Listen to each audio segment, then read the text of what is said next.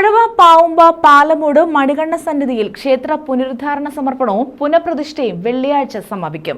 ക്ഷേത്ര നവീകരണ സമർപ്പണം വെള്ളിയാഴ്ച വൈകിട്ട് നടക്കും.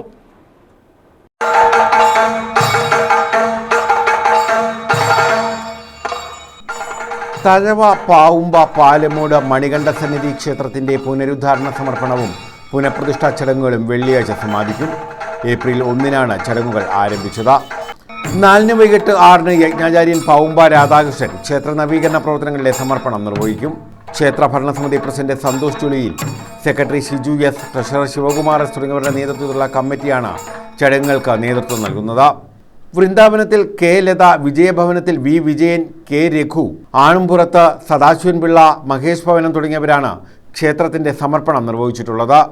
തന്ത്രി ഡോക്ടർ ദിലീപൻ നാരായണൻ നമ്പൂതിരി, മേൽശാന്തി വിഷ്ണു നമ്പൂതിരി, കീശാന്തി സതീശൻ എന്നിവരുടെ കാർമ്മികത്വത്തിലാണ് പ്രതിഷ്ഠാ ചടങ്ങുകൾ നടക്കുന്നത്.